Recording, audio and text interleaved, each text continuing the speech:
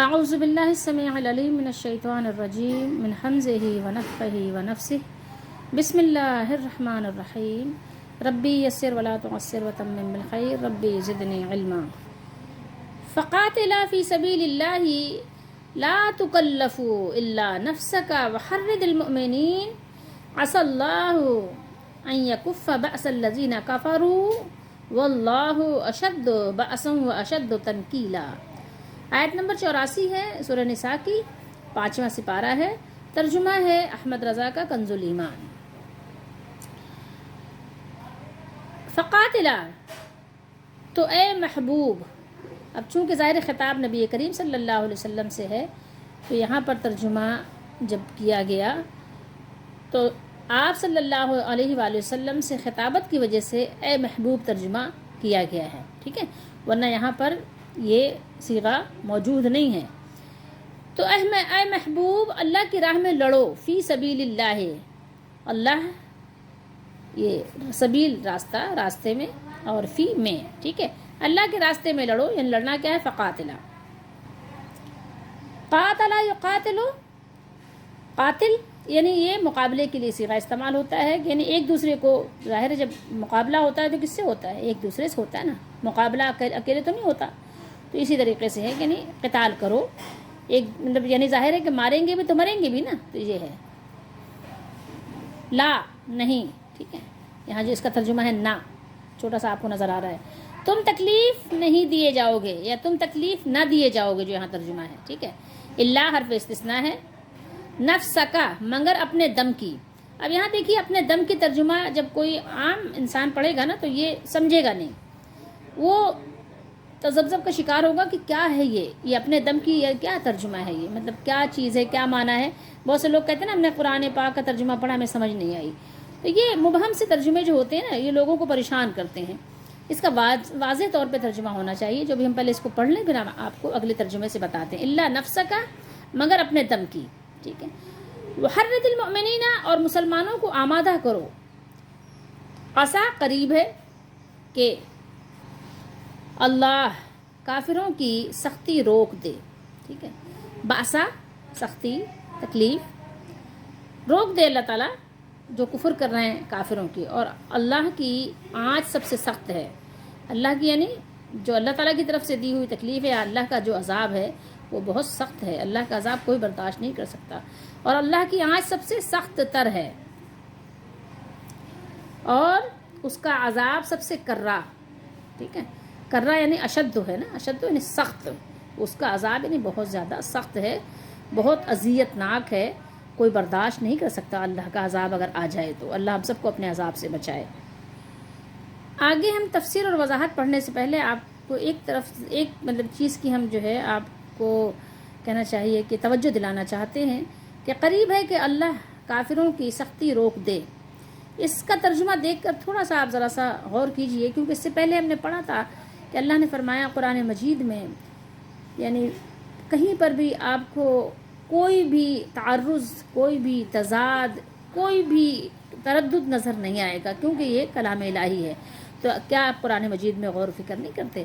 تو ذرا یہاں پر ایک چیز آپ تھوڑا سا غور کرتے جائیے کہ اللہ تعالیٰ نے فرمایا کہ قریب ہے کہ اللہ کافروں کی سختی روک دے۔ اب جو لوگ نبی کریم صلی اللہ علیہ وآلہ وسلم کو مختار کل کہتے ہیں کہ آپ مختار کل ہیں، نبی مختار کل ہیں، جس کو جو چاہیں عطا کر دیں، یا نبی کرم فرمائیے، اب ذرا جن کو یہ اس بات کا یعنی کہنا چاہیے کہ زوم ہے کہ نبی کریم صلی اللہ علیہ وسلم کو اللہ تعالیٰ نے اختیار کل دے دیا ہے، سارا اختیار آپ کے پاس ہے، یا جو کہتے ہیں کہ ہم تو مالک ہی کہیں گے کہ ہو مالک کے حبیب، اور یعنی محبوب و محب میں نہیں میرا تیرا، تو جو لوگ اس طرح کی باتیں کرتے ہیں ان کو غور کرنا چاہیے کہ اول بات تو آپ ایسی مثالیں جو دنیاوی یعنی مخلوق میں آپ فٹ کرتے ہیں وہ اللہ اور اللہ کے بندے، اللہ کے نبی میں آپ فٹ نہیں کر سکتے، یہ مثالیں ہی فضول ہیں۔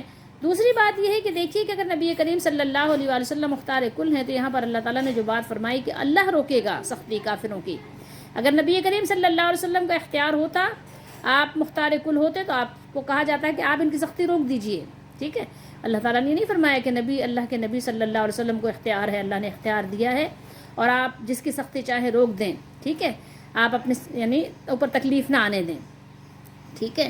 تو یہاں اللہ نے کیا فرمایا کہ اللہ تعالیٰ قریب ہے کہ اللہ تعالیٰ کافروں کو سختی کو روک دے، دور کر دے، ٹھیک ہے، اس سے بچائے. لیکن یہ ہے کہ یہاں پر لوگ غور نہیں کرتے. اللہ تعالیٰ ہم سب کو قرآن مجید کو غور و تفکر و تدبر کے ساتھ تلاوت کرنے کی، سمجھنے کی توفیق دے. اب آپ ترجمہ دیکھ لیجئے ابن کثیر کا. تفسیر ابن کثیر کا ترجمہ ہے. فا کا ترجمہ کیا چنانچہ، اور اے نبی، کیونکہ نبی کریم صلی اللہ علیہ وسلم سے خطاب ہے اور آپ کے ذریعے سے پوری امت سے خطاب ہے. تو فرمایا کہ آپ اللہ کی راہ میں لڑیں، فی سبیل اللہ. آپ کو اپنی ذات کے سوا کسی کا ذمہ دار نہیں بنایا گیا. جو انہوں نے کہا نا کہ اپنے دم کی، تو یہ اپنے دم کی جو ہے آپ ذرا سنیں. لا تکلفو، آپ کو مکلف نہیں بنایا گیا، الا نفس کا، مگر صرف یعنی اپنی ذات کے لیے آپ مکلف ہیں. کہ چلے آگے اس کو سمجھ لیں گے. یعنی مکلف میں اور آپ کس چیز کے ہیں؟ اپنی ذات کو ہی سدھار سکتے ہیں نا، اسی کے مکلف ہیں. ہمیں جو ہے اپنی ذات کا حساب کتاب دینا ہے، دوسروں کو تو بات پہنچانی ہے. نبی کریم صلی اللہ علیہ وسلم سے اللہ نے کیا فرمایا؟ لیس علیک ھداھم، ہدایت دینا آپ کی ذمہ داری نہیں بنائی گئی ہے کہ آپ کسی پر ہدایت کو مسلط کریں، یا کسی کے گلے میں اللہ نے فرمایا کہ زبردستی توق ڈال دیں کہ بھائی ہدایت کا توق ڈالو اپنے گلے میں. نہیں، ہاں اپنی ذات کا تو حساب کتاب انسان نے خود دینا ہے، دوسرے کو تو صرف بات پہنچانی ہے. تو یہاں پر بات یہ ہوئی اللہ نفس کا. آپ کو کیا ہے؟ آپ کو اپنی ذات کے سوا کسی کا ذمہ دار نہیں بنایا گیا. یعنی نبی کریم صلی اللہ علیہ وسلم کسی کی طرف جواب دہ نہیں ہیں، ٹھیک ہے. اچھا، اور آپ مومنوں کو لڑائی پر آمادہ کیجئے، آمادہ کریں ان کو. عسا امید ہے یا قریب ہے، ٹھیک ہے، دونوں ہی ترجمے صحیح ہیں. امید ہے کہ اللہ ان لوگوں کو لڑائی سے روک دے جنہوں نے کفر کیا، اور اللہ لڑائی میں بہت سخت ہے اور سزا دینے میں بہت سخت ہے. اب یہ دیکھیے کہ اس آیت مبارکہ کا پچھلی آیت مبارکہ سے ربط کیا ہے. اوپر کی آیات میں جہاد کی ترغیب دی، اس کے بعد منافقین کی سرگرمیوں کا ذکر کیا، اور اب اس آیت میں فرمایا کہ آپ ان منافقین کے ساتھ ہونے یا نہ ہونے کی پرواہ نہ کیجیے. کہ منافقین آپ کے ساتھ جائیں، آپ کے ساتھ جہاد اور قتال کریں یا نہ کریں، آپ اس بات کی پرواہ نہ کیجیے. آپ کی ذمہ داری ہے کہ آپ خود بھی اللہ کی راہ میں نکلیے، آپ نکلیں اور دوسرے مومنین کو، مومنوں کو بھی ترغیب دیں کہ وہ بھی نکلیں اللہ کی راہ میں. ٹھیک ہے، گھر بیٹھے رہنے سے کوئی ان کو فائدہ حاصل نہیں ہوگا. فائدہ اگر ان کو حاصل ہوگا، برکت ان کو ملے گی تو اللہ کی راہ میں نکلنے سے ملے گی. اگر منافقین آپ صلی اللہ علیہ وسلم کے ساتھ یا مسلمانوں کے ساتھ نہیں جاتے، اللہ کی راہ میں نہیں نکلتے، تو کچھ فرق پڑنے والا نہیں ہے. جس کی طرف سے اللہ تعالیٰ کی مدد ہو، جس کی طرف اللہ تعالیٰ کی رحمت ہو، کامیابی اسی کو ملے گی.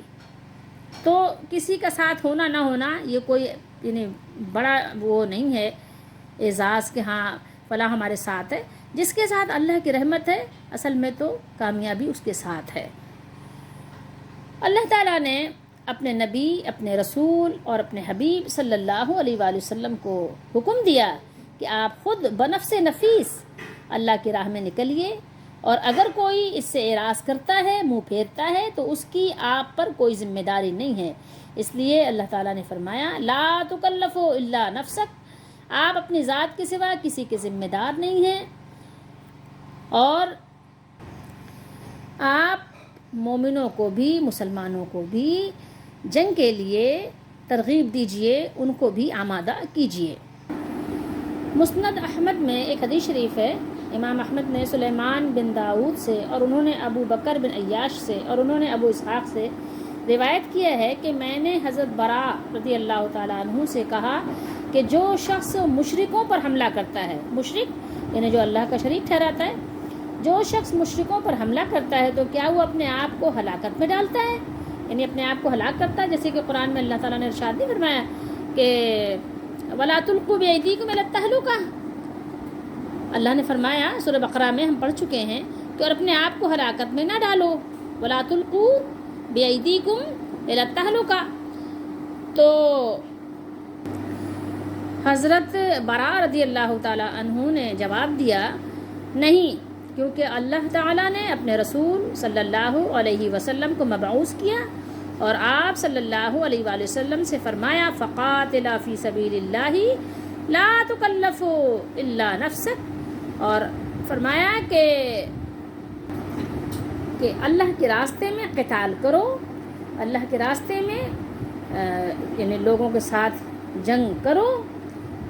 تو جو وہ آیت ہے سورہ بقرہ کی کہ وَلَا تُلْقُوا بِأَيْدِيكُمْ إِلَى التَّهْلُكَةِ، تو انہوں نے فرمایا کہ جس آیت کا آپ حوالہ دے رہے ہیں تو اس کا تعلق اللہ کی راہ میں خرچ کرنے اور نہ کرنے سے ہے، کہ اگر اللہ کی راہ میں خرچ کریں گے تو اپنے آپ کو ہلاکت سے بچا لیں گے، اور اگر خرچ نہیں کریں گے تو اپنے آپ کو اپنے ہاتھوں سے ہلاکت میں ڈالیں گے.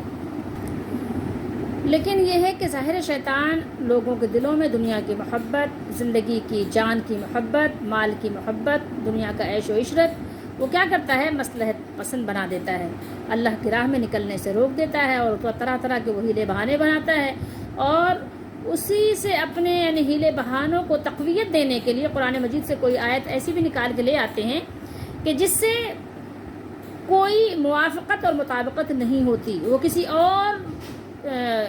اور مطلب یہ حکم اور کسی اور موقع کی مناسبت سے ہوتی ہے، لیکن لوگ اس کو اپنے مزاج کے حساب سے فٹ کرنا چاہتے ہیں. اللہ تعالیٰ ہم سب کو سمجھنے کی توفیق عطا فرمائے. تو لوگ بہت ساری شرطیں اپنے پاس سے ہی بنا لیتے ہیں، اللہ تعالیٰ ہم سب کو اس سے بچنے کی توفیق دے. قسا قرآن مجید میں اس کا استعمال خوب ہوا ہے. تو عسى اللہ ان یکف، قسا کا لفظ یقین کے معنی میں استعمال ہوتا ہے. ٹھیک ہے، تو آیت مبارکہ میں وعدہ کیا جا رہا ہے کہ عنقریب کفار کا زور ٹوٹ جائے گا اور مسلمانوں کو غلبہ نصیب ہوگا. لیکن یاد رکھیے کہ یہ مسلمانوں کو غلبہ کب نصیب ہوگا اور کیوں نصیب ہوگا، کہ جب وہ اللہ کی راہ میں نکلیں گے، جب اللہ کا وعدہ جب پورا ہوگا. ورنہ اگر وہ نہیں نکلیں گے تو ایسے ہی ذلیل و خوار ہوں گے. اللہ کا وعدہ ان کے ساتھ ہے جو اپنا وعدہ اللہ سے پورا کرتے ہیں. وحرد المؤمنین، اور مومنوں کو بھی ترغیب دیجیے، یعنی انہیں جہاد کی ترغیب بھی دیں اور ان کا حوصلہ بھی بڑھائیں. جیسا کہ آپ صلی اللہ علیہ وآلہ وسلم نے جنگ بدر کے دن ان کی صفیں درست کرتے ہوئے ان سے فرمایا تھا قوموا الی جنت عرضها السماوات والارض، ایسی جنت کے لیے کھڑے ہو جاؤ جس کی چوڑائی آسمان اور زمین کے برابر ہے. ایسی جنت کے لیے اس کی تیاری کرو. یہ دنیا تو عارضی ہے، یہ تو ہم آخرت کی کھیتی کرنے کے لیے دنیا میں آئے ہیں. دنیا میں ہمیشہ رہنے تو نہیں آئے نا، آخر تو مر جانا ہے. نہ دنیا میں عیش و عشرت کے لیے آئے. آپ ہمیشہ عیش و عشرت کر بھی نہیں سکتے. کب تک کریں گے؟ جب تک جسم میں طاقت ہے، جب تک آپ کے پاس صحت ہے، جب تک آپ کے پاس جوانی ہے، بس. ٹھیک ہے، اگر آپ بیماری آپ کو نہیں بھی لگتی تو بڑھاپا آپ کو خود بخود کمزور کر دے گا. ٹھیک ہے، اگر آپ بہت صحت مند بھی ہیں تو بڑھاپا تو آپ کو کمزور کر ہی دے گا، کتنا بھی آپ جی لیں. بہرحال مر تو جائیں گے ہی نا. تو اس لیے ایسی زندگی جیو کہ جو آپ کی بعد والی زندگی کو اچھا بنا دے. ٹھیک ہے، ایسے کام کرو جو آپ کی ناموری کو باقی رکھے، جو آپ کی عزت کو باقی رکھے. ورنہ لازمی بات ہے کہ انسان کو ظالم بننے کے لیے، انسان کو مجرم بننے کے لیے، انسان کو برا بننے کے لیے کوئی سرٹیفکیٹ تو نہیں چاہیے. کسی انڈسٹری سے یا کسی یونیورسٹی سے اس کو ڈگری تو نہیں چاہیے. تو آئیے جنت کی تیاری کیجیے، ایسی زندگی جیے کہ جس کے لیے آپ جنت کے حقدار بن جائیں، اپنے مالک کو راضی کرنے کے مستحق بن جائیں، کہ آپ اپنے مالک کو راضی کریں اور آپ کا مالک بھی آپ کو راضی کر دے. رضی اللہ عنہم ورضوا عنہ کے مصداق ہو جائیں. اب آئیے صحیح البخاری شریف کی ایک حدیث شریف سنیے. اللہ کے رسول صلی اللہ علیہ وآلہ وسلم نے ارشاد فرمایا، جو شخص اللہ اس کے رسول کے ساتھ ایمان لائے اور نماز قائم کرے اور زکوٰۃ ادا کرے اور رمضان کے روزے رکھے تو اللہ تعالیٰ پر حق ہے کہ اسے جنت میں داخل کرے، خواہ وہ اللہ کی راہ میں ہجرت کرے یا اس زمین میں بیٹھ رہے جس میں وہ پیدا ہوا تھا. صحابہ رضی اللہ تعالیٰ عنہم نے عرض کی، اے اللہ کے رسول صلی اللہ علیہ وسلم، کیا ہم لوگوں کو اس کی خوشخبری نہ دے دیں؟ آپ صلی اللہ علیہ وسلم نے ارشاد فرمایا، جنت میں 100 درجے ہیں جنہیں اللہ تعالیٰ نے اپنی راہ میں جہاد کرنے والوں کے لیے تیار کر رکھا ہے. ہر 2 درجوں کے درمیان اتنا فاصلہ ہے جتنا آسمان اور زمین کے درمیان فاصلہ ہے. کتنا فاصلہ ہے؟ جتنا آسمان اور زمین کے درمیان فاصلہ. کوئی طے کر سکتا ہے اس فاصلے کو؟ سوال ہی پیدا نہیں ہو سکتا. طے کر سکتے ہیں میں اور آپ اس حال میں جس حال میں ہیں؟ نہیں کر سکتے. یعنی صرف زمین و آسمان کا یہ ایک فاصلہ ہے اور 100 درجے ہیں. آپ تصور کیجئے کہ کتنا فاصلہ ہے ایک درجے سے دوسرے درجے میں, اور 100 درجے ہیں. اور کس کے لیے ہیں؟ جو اللہ کی راہ میں نکلے اس کے لیے ہیں. جب تم اللہ تعالیٰ سے سوال کرو تو جنت الفردوس کا سوال کرو, کیونکہ وہ جنت کا سب سے افضل اور سب سے اعلیٰ درجہ ہے, اور اس کے اوپر رحمان کا عرش ہے.